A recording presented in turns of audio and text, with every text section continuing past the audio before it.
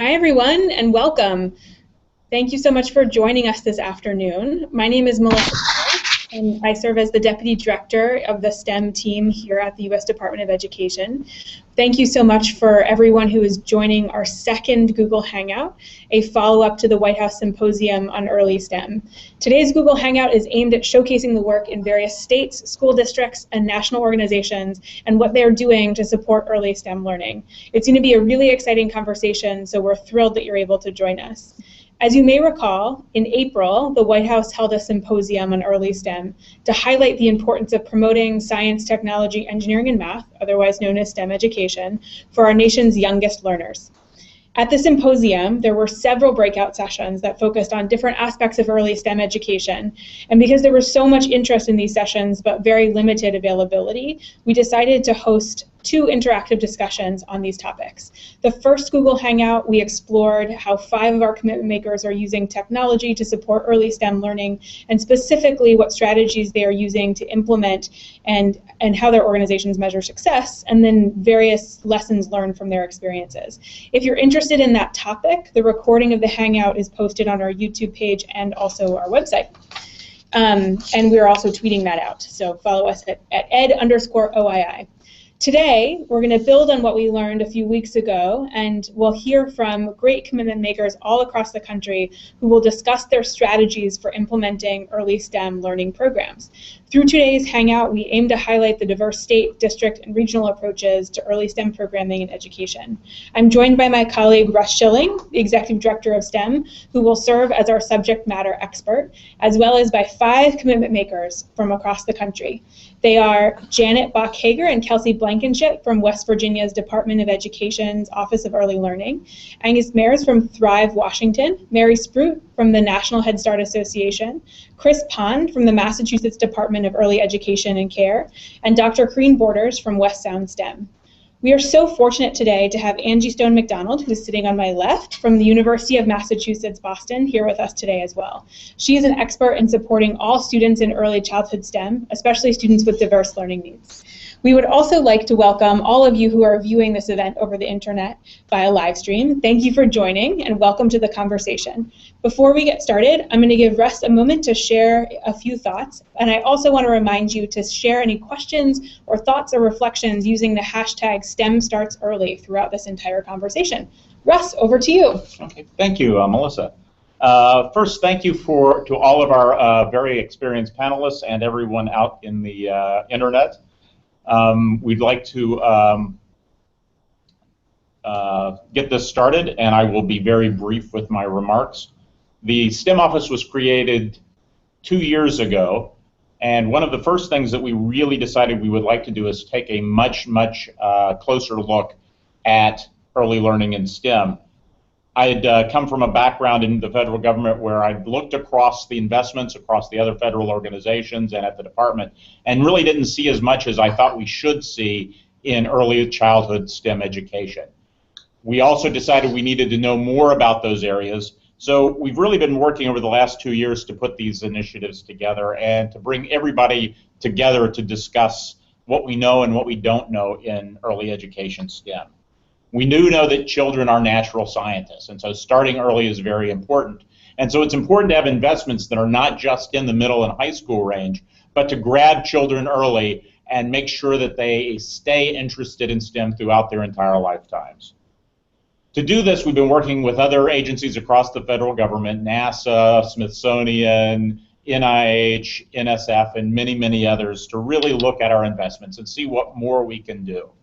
And hopefully this is the beginning of the conversation.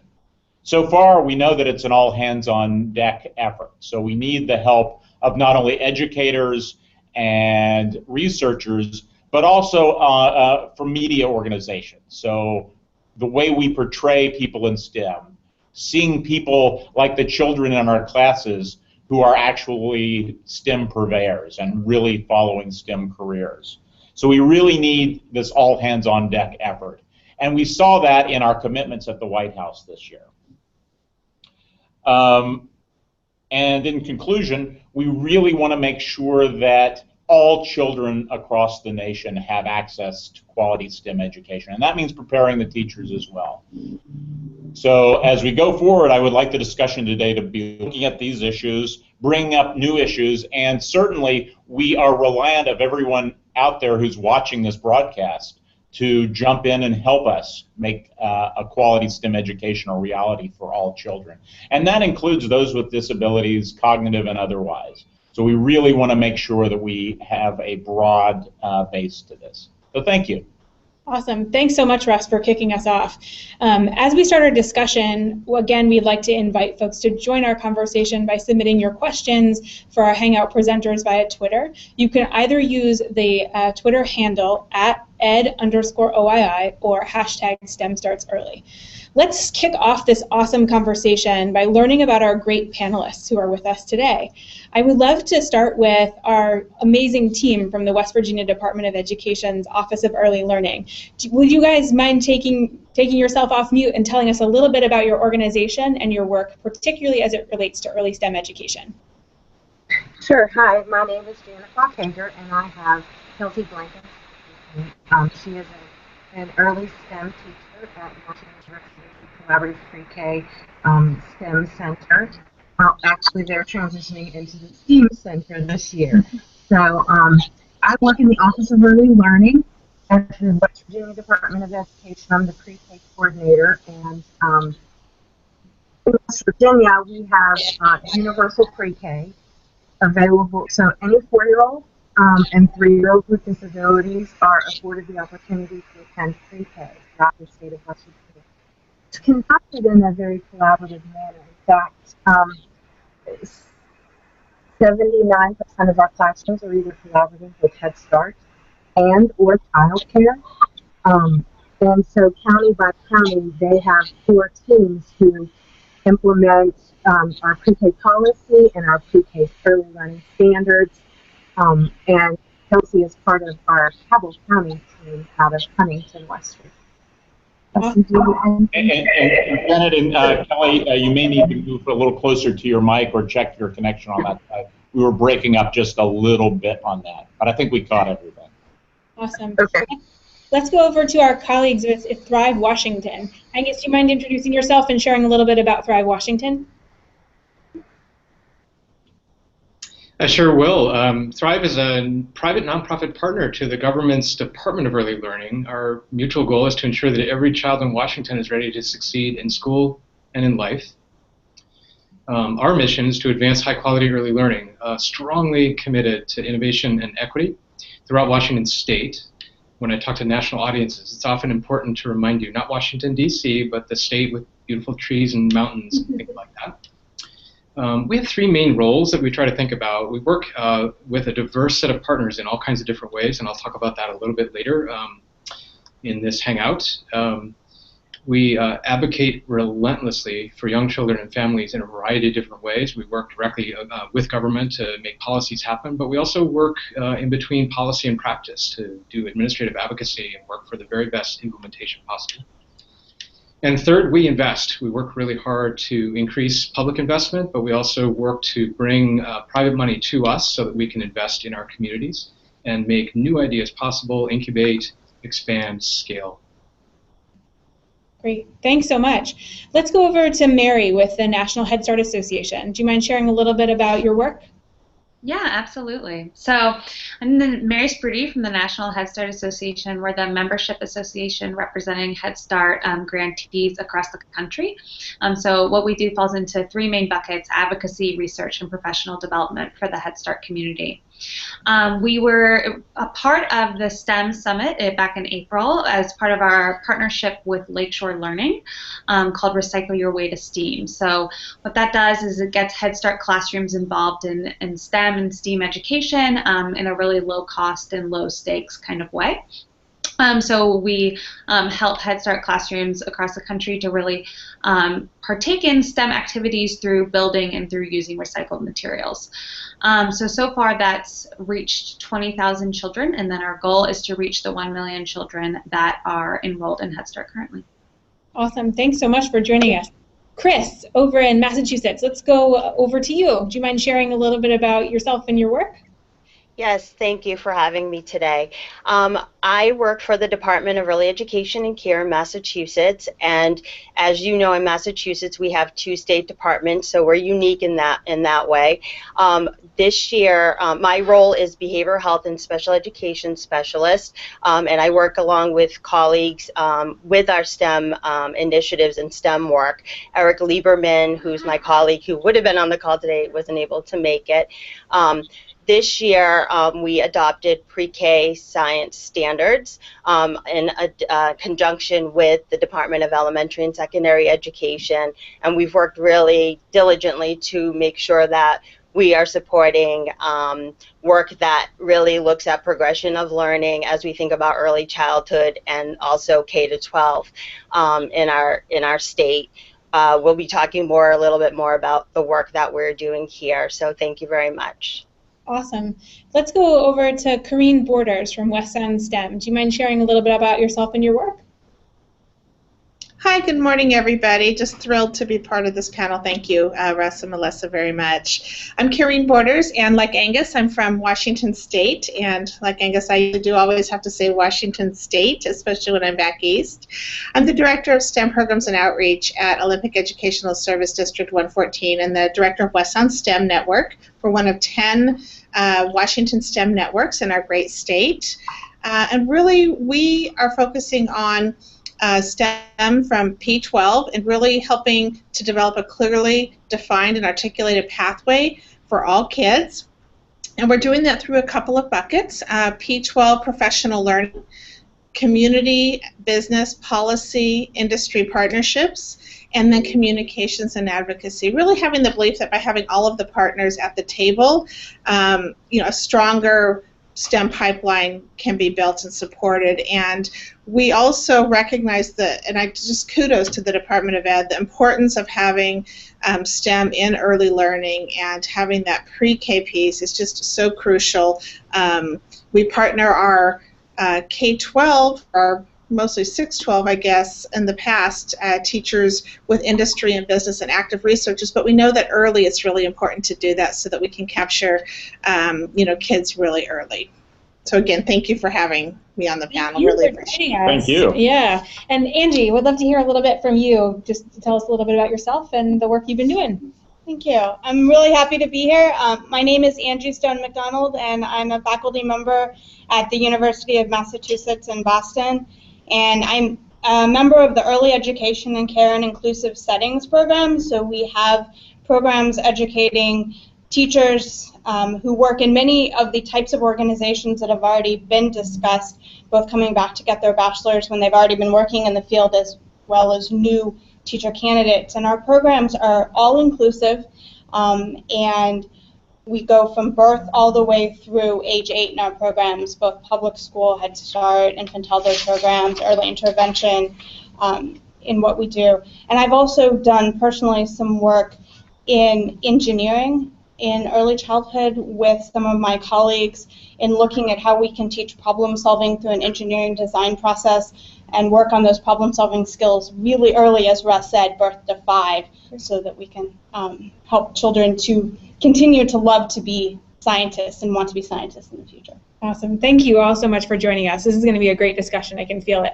To kick things off, West Virginia, Janet and Kelsey, we'd love to head over to you. Janet, first from your perspective, we'd love to hear a little bit about West Virginia's Universal Pre-K program and West Virginia's statewide early STEM approach. And Kelsey, building on that, we would love to hear a little bit about your experience as an early childhood STEM educator who is implementing these programs. Okay. Well, as I said in the introduction, it's highly collaborative. And from a STEM approach, I think it starts with strong policy. I'm having a little trouble hearing you, Janet and Kelsey. So sorry, can you hear me now? There you go. That's much better, yeah. Okay, sharing the computer is posing a challenge for the microphone, I think. So from a state Department of Ed perspective, we realized early on that in order to really facilitate inquiry-based learning, and a STEM approach, we needed to include it in policy and throughout our standards, and look at the whole child and utilize high quality standards for teachers. And so in our policy, we focus around curriculum and instruction on inquiry-based learning. And in order to do that, you really have to have strong standards that look at science and math and how to integrate technology in an organic fashion to do that.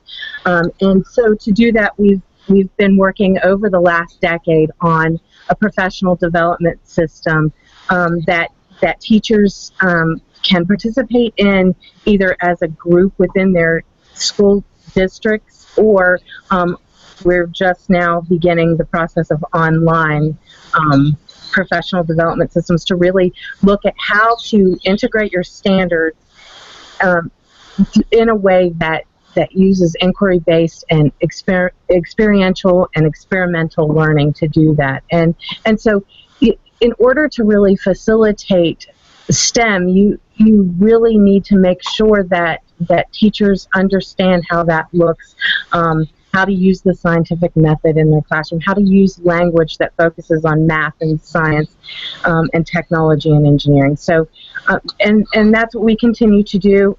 We want teachers to mentor one another. And Kelsey, I'm going to let Kelsey talk about her program, but we send lots of teachers to the Marshall University STEM Center to see how it looks on a day-to-day basis, because that's where the rubber hits the road. So I'm going to let Kelsey talk about that. So just to briefly talk a little bit about our classroom and our programs, we are a classroom, which kind of lends itself well to the STEAM and STEM approach, because it's more child-driven, inquiry-based.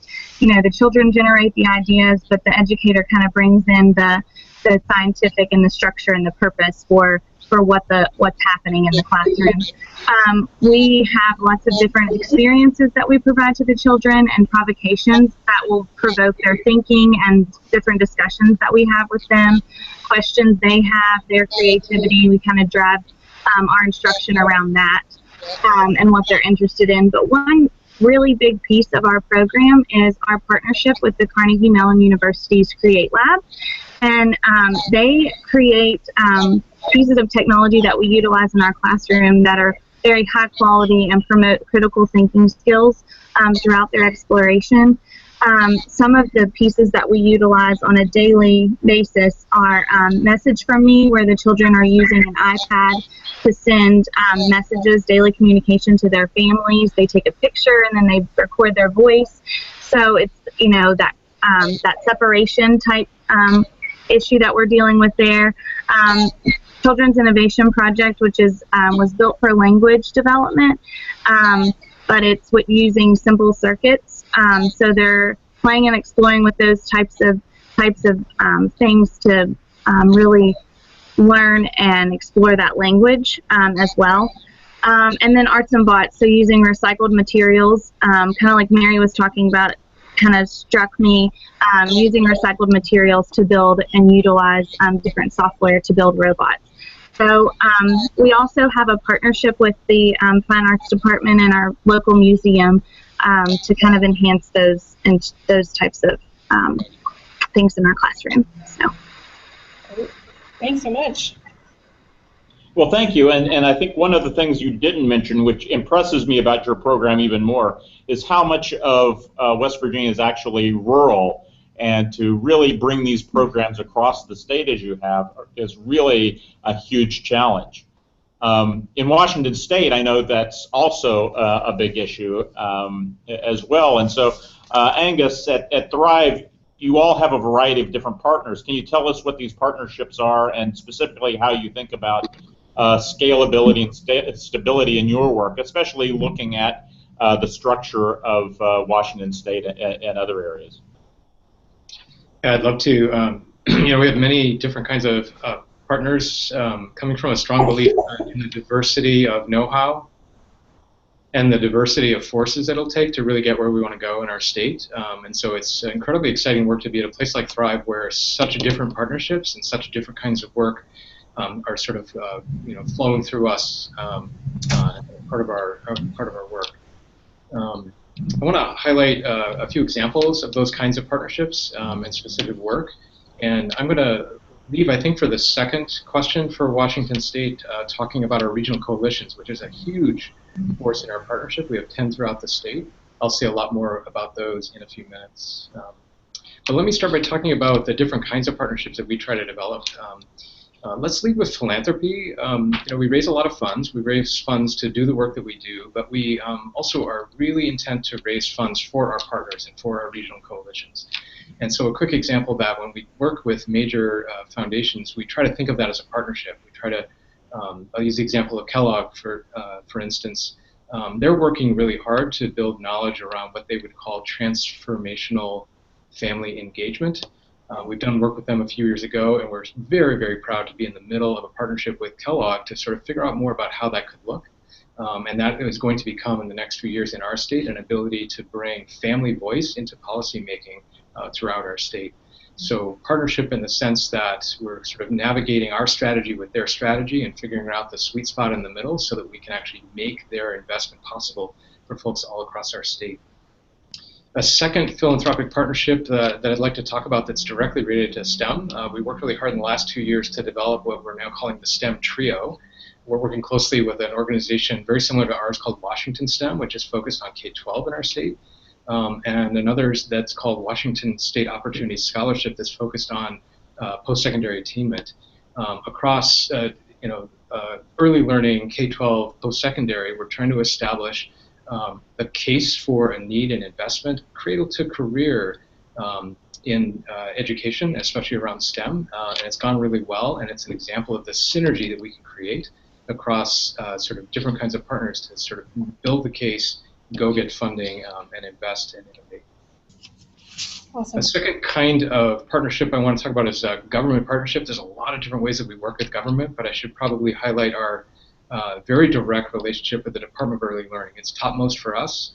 We work really hard at it, and we constantly sort of align and readjust our role and our relationship around the synergy of what's possible. What can they be best at? What can we be best at? What are the challenges the system faces lately? And how can we swoop in and be useful? So it's just a really, really exciting place to be, a private partner to government action like that. We're working a lot with advocates. The Gates Foundation is trying to help us build up sort of an ability to facilitate and galvanize advocacy for early learning in our state. And that brings us together with folks, amazing folks at the Children's Alliance, for example, in our state, and many, many others to align advocacy, create the right arguments, and keep the force of advocacy efforts on our government as high as possible. Last, I'll talk about our grantees. So when we grant money out, we also think of that as a partnership, and we are not just getting money out and saying good luck, but rather trying to work very, very closely and make sure that investments that we're making are helping folks figure out a new idea, incubate it, get through the bumps and the bruises, a lot of technical assistance, and move in a kind of a systematic way for STEM from idea to testing to adjusting to thinking about scale and sustainability.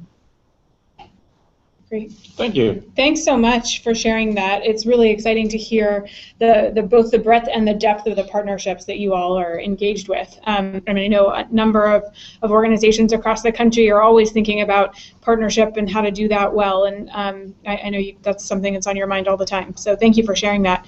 Mary, to change gears a little bit and talk a little bit more specifically about early childhood educators. I would love to hear your perspectives on how you all support early childhood educators, particularly for some of our highest need communities in leading STEM efforts, which they may be uncomfortable with STEM education. And I know that's something you all have thought a lot about, and would love to hear some of your strategies and approaches for supporting early STEM educators. Yeah, thanks so much. So I think a lot of what Janet and Kelsey were saying is really similar to some of the work that we're doing. So, often, like you mentioned, we found that educators can be really uncomfortable with STEM education.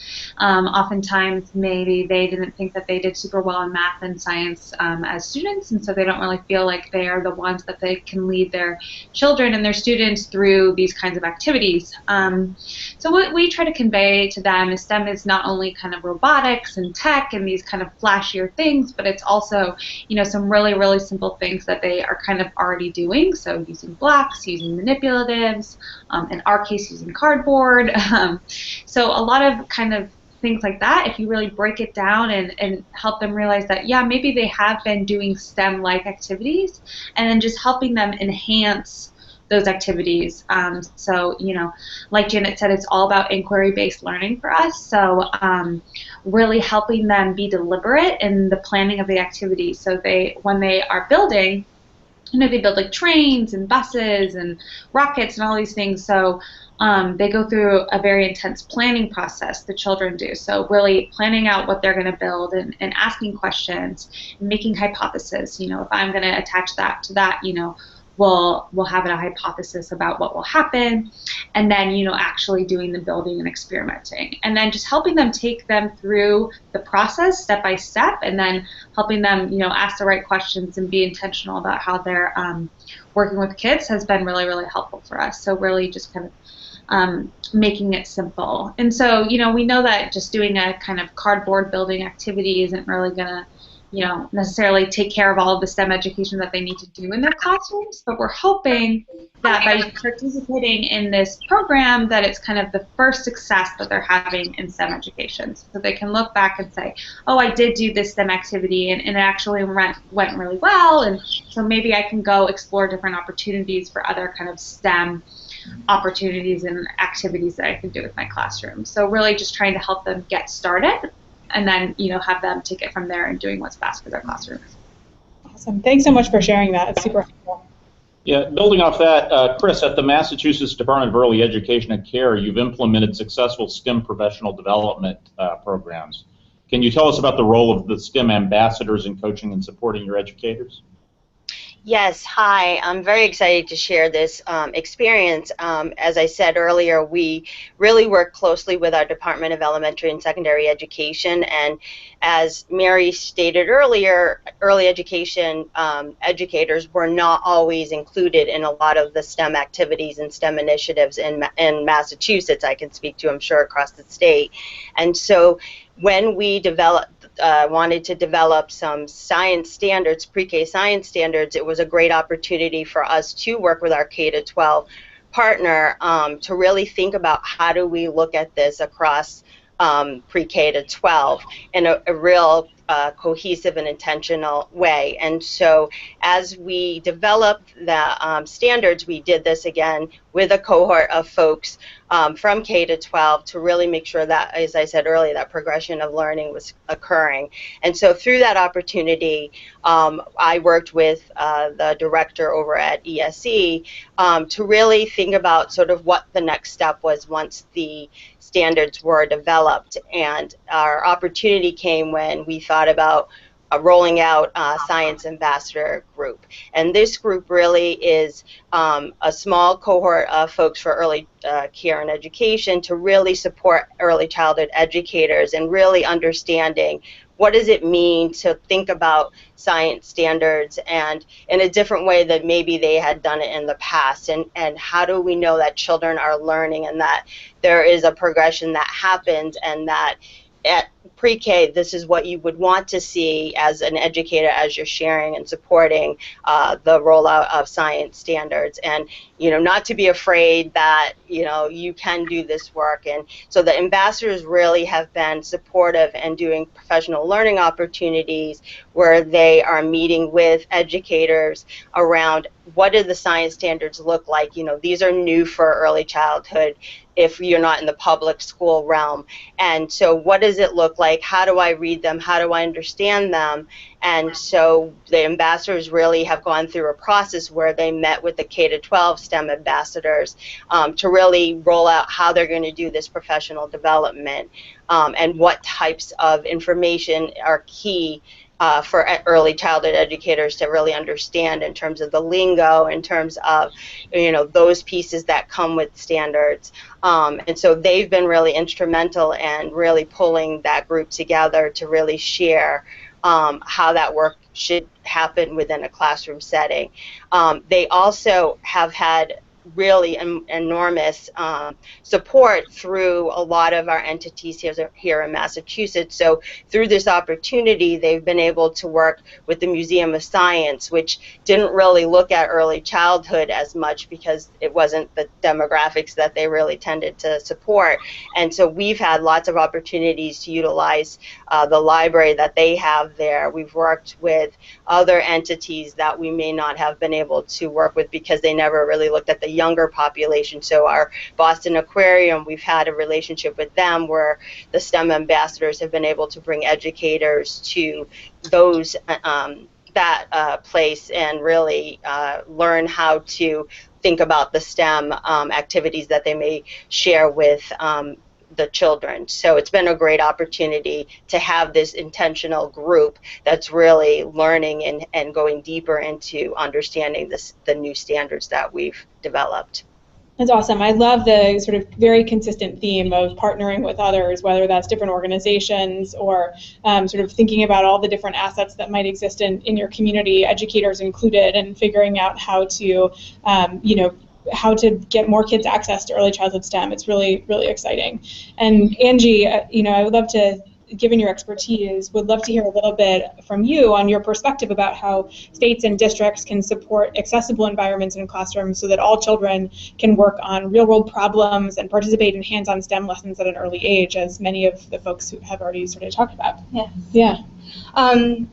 So, the biggest thing I think that states and districts can do is embrace universal design for learning, or UDL, and provide options and flexibility in early childhood settings so that all children have ways to participate and demonstrate their knowledge through tweaks to both the classroom as well as the curriculum. And UDL has been around in the K-12 setting for a really long time, but it just hasn't been embraced in the early childhood field in the way that it should be. And Janet and Mary discussed inquiry-based learning already, but I'll give you a quick example from an inclusive preschool that we worked with, where they had a tricycle that broke, and instead of asking the maintenance person to fix this tricycle, the teacher worked with the students in the classroom to figure out what was wrong and what they needed to do to fix the problem and find solutions. And they used math, science, technology, and literacy all to solve this problem in mixed ability groups. And in doing this, the children were so proud to be able to ride on this tricycle that they had helped fix. And there was a student in this class, for example, who had a visual impairment, who was able to manually examine different parts to sort them out and figure out what they needed to do with them. And then a student who was nonverbal with multiple disabilities who helped to test each iteration to see if the tricycle actually worked or they needed to change things to solve the problem. So inquiry-based learning and problem-solving skills have been proven to be effective means, as we've talked about, for educating students. But this can be for all students, including those with disabilities, where they're applying their knowledge, not just discussing those skills. That's awesome. Cool. That's really great. Yeah, and we are planning maybe a follow-up webinar in the next few months looking at autism and UDL and some issues like that. So stay tuned for that. Corrine, can you please talk a little bit about West Sound STEM's STEM Cafe model and the role of the cafes in early learning space? Absolutely, would be thrilled to do that. So our STEM cafes are one type of professional learning that we offer to educators. It's part of a larger, richer bank of professional learning, knowing that really high-quality professional learning needs to be available to all educators. And like many of you, we're also working through how to reach rural and remote populations as well. So those are definitely in Washington State, we have that challenge. So our STEM cafes are based on a model that brings teachers together and honors their expertise, so allows teachers to be managers of their own learning, to have time to make meaning of their learning, to honor teachers as experts, and then also connect educators to career role models, to scientists and engineers in the field. They take place after school from 4:30 to 7:30, probably like many of you. Time out of the classroom can be an issue within some of our districts, although we know that job-embedded professional learning is definitely a good thing to do. So we also have that with some of our other professional learning.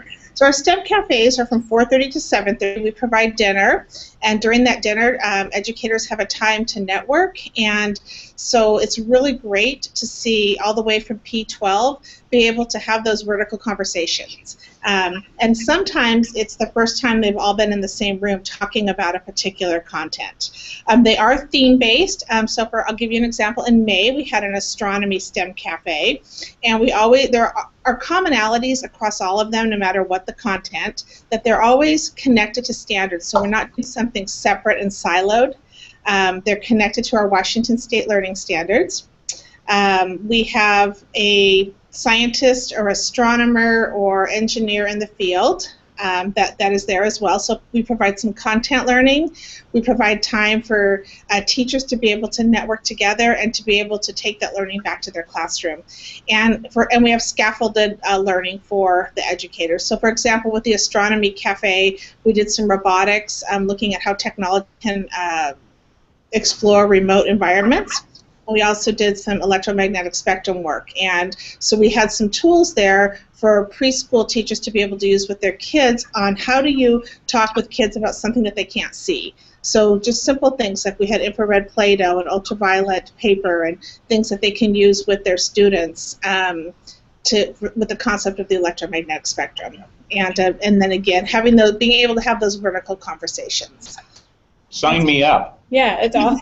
It's a lot of fun too. Yeah, it sounds that way. Thanks so much, Kareen. It's awesome to hear about. Sounds like some really great resources and work happening all across the state of Washington. Janet, back to you. We'd love to hear about sort of building on this theme of community-based spaces and opportunities for professional development and professional learning. Can you talk a little bit about your community-based spaces and the role that they play in early education? Sure. Well, and let me preface it with we're still developing strategies, especially with linkage between middle and high school to elementary and our early learning grades, which from our state perspective, our early learning grades are pre-K and kindergarten. Those are our school readiness grades. And so like Russ talked about, in West Virginia, we have very rural communities, very isolated communities. So sometimes linkage has to happen statewide. But with the community-based makerspace, there have been 8 schools who received grant money through the Claude Worthington Benedum Foundation in conjunction with Chevron and the Carnegie Science Center. And so they're working with these community-based makerspace, but what we're realizing with this process is that there are lots of pockets of STEM programs that are happening and working with our schools. And through this work, we're realizing that we need to provide linkage across the state to use what's happening as resources. So what we have at the State Department, we have a brand new STEM coordinator who's working with our Education Alliance, and we're in the beginning phases to put all of these stakeholders together to create a logic model that is linking all of this and really linking our early childhood that we're very proud of using inquiry-based learning and a STEM approach. But we know that there are other programs that are confident, and we really feel like we need to link pre-K through 12. The strong things that are happening just have to be put together. And one of our primary goals of this process is to have a STEM community that becomes stronger. We're working with Carnegie Science Center to develop a resource website, and we have full support from the governor's office and representation from our governor's office to do this. And so we're embracing those isolated community-based makerspaces that are actually doing this. But we really feel like we need to make the linkage from our earliest learners more strongly with our middle and high school too. So that's where we are in West Virginia. We're very excited about the work. We're very excited to bring all of our stakeholders together. and to begin this logic model work to really to solidify what everyone's kind of doing already in isolated pockets. Thanks so much. Yeah. Great work. Mary, this is something we get asked in our office quite often because we are calling ourselves the STEM office, even though we support STEAM as well. Why is it important to focus on STEAM efforts with young children as opposed to just STEM? How do we engage parents and families in this STEM or STEAM education process? Yeah, so first I'll talk about STEAM and then I'll talk about engaging parents a little bit. So as you may note, our partnership is called Recycle Your Way to STEAM. So for us, STEM and STEAM education, really the basic goal here is pushing for fully prepared 21st century students. So for us, the arts is really as much a part of that as the science and the engineering, the mathematics. So we really want to help our students be prepared not only to be scientists and engineers, but, you know, kind of more of these skills, a digital artist, a designer, a coder, you know, all of these kind of skills building together at the same time. So by adding the A, the arts piece, we hope not to really take away from any of the science and the engineering and the math focus, but to really just enhance our efforts. So in our partnership, what we're trying to do is, while they're doing these building projects, to really make sure the arts component of that is highlighted. So making sure that the design of the product is as important as the building of the product. And you know, at the end, they all decorate these buses and these trains, and it's, you know, it's a really big part of it. It makes them feel like the project is really completed, like they developed this product that's really important to them. So I think it really just helps the kids connect, and then also I think, you know, just working with kids, it makes it more fun. So that's important too. And then about the parents, so, you know, what we found is parents may have, you know, some of the same obstacles that some of the early childhood educators may have in relation to working with STEM and that whole kind of area. And so what we try to do is, when they're collecting the recycled materials for the project, we really try to get the parents to participate in that as well. So, you know, having the children collect recycled materials from their home and bring those into the classroom, as opposed to just taking the materials from the classroom themselves. And that way the parents can kind of feel like a part of the project as well. And then, you know, just kind of talking to the parents through, you know, what is done, and bringing home the final product and explaining to them what the project was. I think it really makes it easier for them to know, you know, how easy it is to really engage in STEM, and it doesn't have to be, you know, this kind of scary, overwhelming thing, but it can be, you know, really simple things, really low-cost things that parents can do at home. So yeah. Awesome. That's great. Yeah, thanks so much. It's a really great, I mean, it's really great to think about all the different stakeholders that are involved in early education, right? Parents, families, caregivers, educators. There's so many different folks, and it's great to consistently hear about all the different partnerships and ways that everyone is engaging so many of those stakeholders. Chris, we've received a lot of questions through Twitter and other places about resources for statewide early STEM programming. Can you tell us a little bit about the resources that might be available to support things like instruction, curriculum, and assessments? So as a state department, we don't typically say what curriculum or you would use. However, through our STEM ambassadors, and we do have STEM networks, and then other early childhood programs that are more advanced in thinking about STEM, we've really supported working with the program to really think about what they currently use and how they might utilize other resources in the community that may be able to support them in thinking about curriculum and assessment. I think we're getting lots of questions in that respect because this is newer to the early care and education field, and so I think they tend to want to go to what's the book or what's the resource that I can utilize when they do have a lot of that information already in their capacity, and it's more how do you take what you have, or how can you build on speaking with other programs in your community around other resources that may be available. And so that's really how we have worked with, or even the universities, which Angie could probably talk about, around how do you think about using curriculum that you already have or the assessments that you already use, and that this isn't something in addition to, it's how you take that information and really think about it holistically as you're thinking about the curriculum. So that's sort of how we've worked with supporting programs when they've asked that question. It's a point well made and well taken in terms of the resources that already exist in your community and things that you already have access to. And it's a little bit about just thinking about the work a little bit differently, not always creating a whole new set of things or a whole new set of materials and activities. I know that's something Angie thought a lot about too, is really how we do this, how we figure out not to add more, but just different and better. Yeah, and kind of building on this a bit, Angus, as you know, at the department, we really support the use of regional networks and networks of resources for bringing STEM to all kids. Can you share how Thrive is supporting early learning regional networks to build capacity in Washington? And what advice do you have for other organizations or states developing their own regional networks? Yeah, I'd love to. We fund and facilitate capacity building for 10 early learning regional coalitions that cover our state geographically. There's a lot of work that they do, but I would boil their main roles down to 4 key things. One is very focused on local system coordination, so there may be many resources for early learning for families in that area. Do families know it? Do the different programs know about each other? Are there referral networks? And things like that.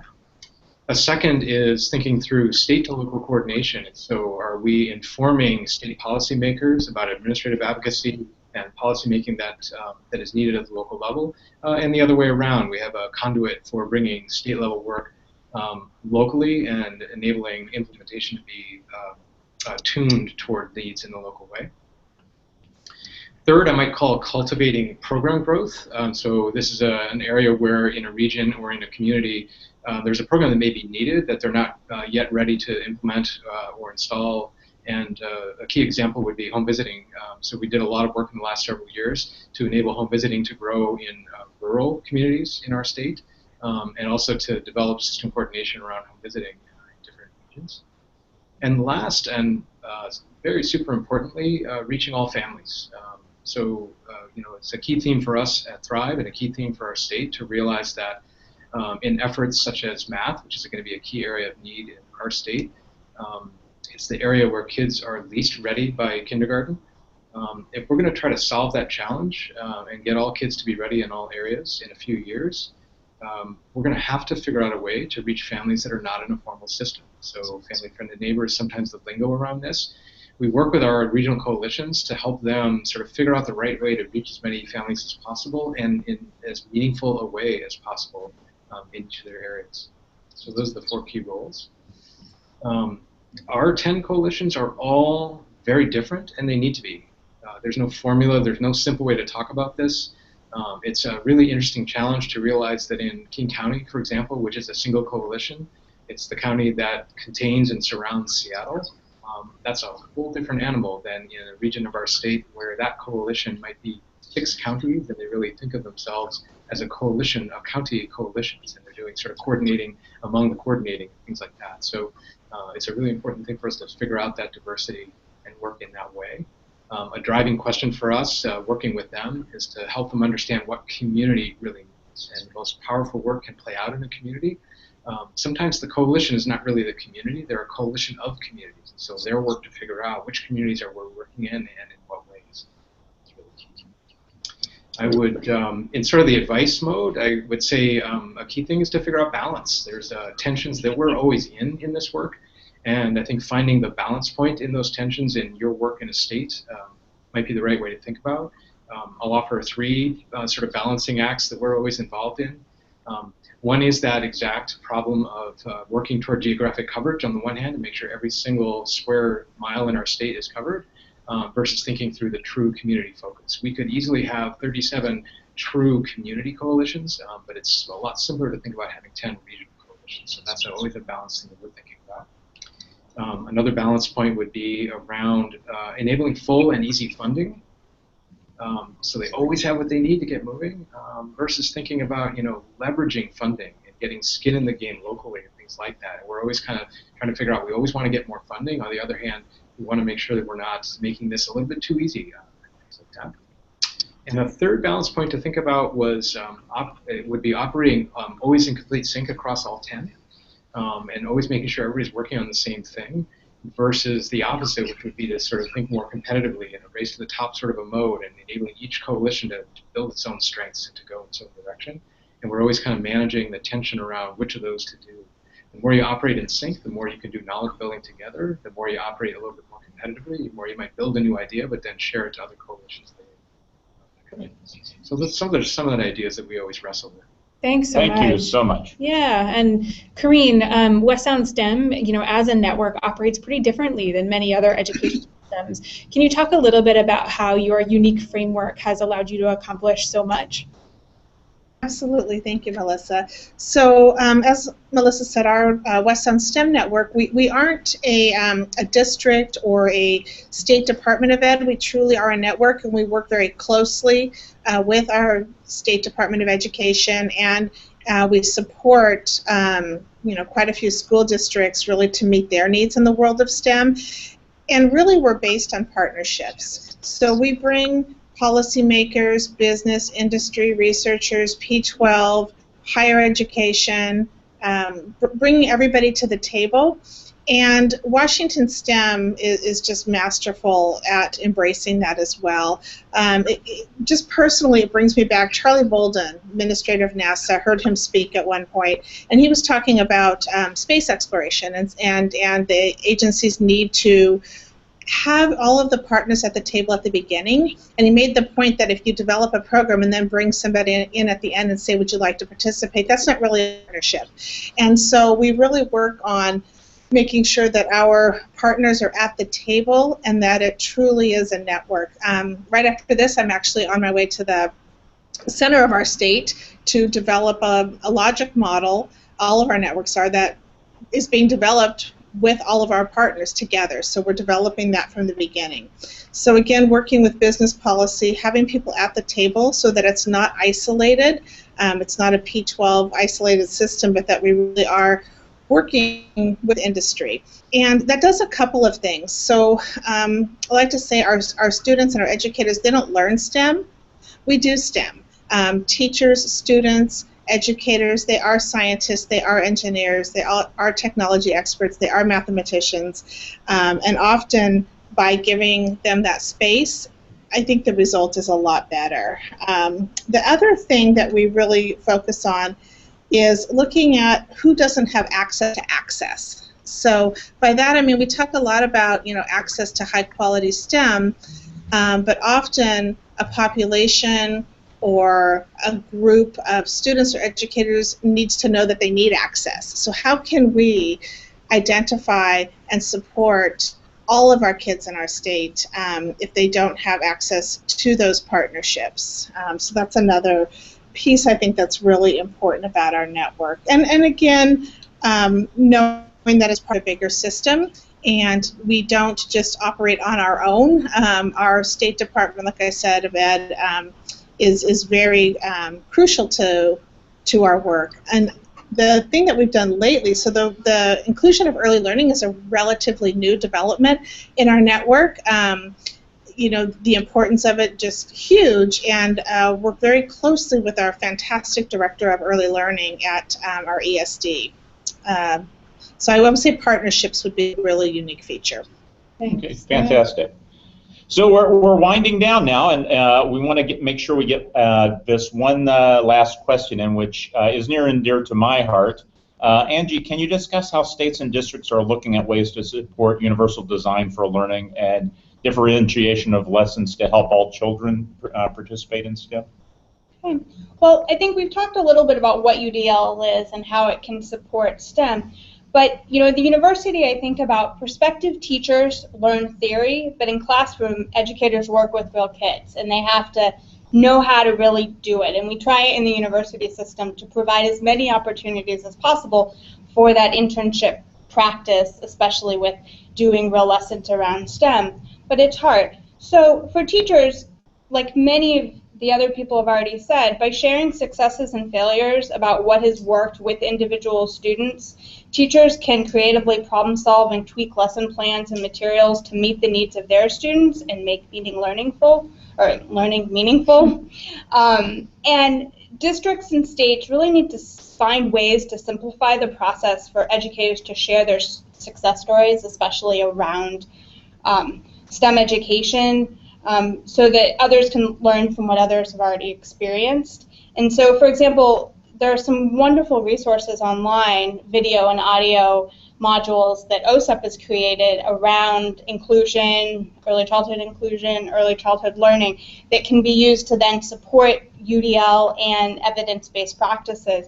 And those can be incorporated with STEM for professional development as well as for universities and all sorts of groups to use. And so if we can find ways to use that teacher energy to help students succeed rather than kind of remaking all these things, we'll be ahead of the game. That's great. Okay. And again, as I said, we hope to have further conversations on UDL and its use in technology and other areas. And I don't know about you, Russ, but what's really jumping out at me is that every person who has talked today, the true commitment to all meaning all and reaching every child is very clear. And the approach is a little bit different.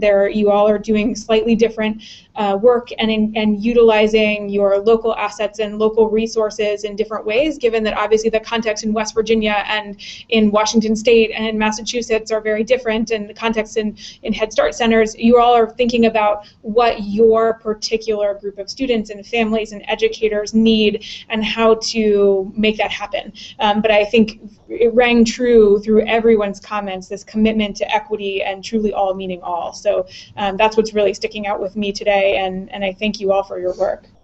And let's keep pushing ahead, folks. This is a great area to pursue, and thank you for your interest. Yeah, and so with just a few minutes, again, I'd like to thank Russ and Angie, our incredible commitment makers, everyone watching the live stream. This would not have been possible without the help of the amazing STEM intern team, including Rena and Darcy. Rena, who's in the room live tweeting, and Darcy, who's probably out there in Houston. Hey, we miss you already. We feel incredibly fortunate to have received such great commitments from the community. And as Russ said in the beginning, this is really a beginning. We need you all. We need to keep building this community, keep growing, keep sharing and learning from each other, hearing about the great accomplishments and also the biggest challenges that we're facing collectively, so that we might help each other out and problem solve. So thank you all for attending and joining us live. This concludes our Early STEM Hangout series, the one of two. But as Russ mentioned, we'll have another opportunity for conversations around STEM and autism later in the summer. As a reminder, the recording for the first Google Hangout on using technology to support early STEM learning is already posted, and we'll upload the recording of today's Hangout very shortly. Please feel free to share it far and wide. This is a resource for you all, and we hope to hear from you soon, and have a great rest of the afternoon or early afternoon, depending on what time zone. And have a great summer. Take care, everybody. Thank you.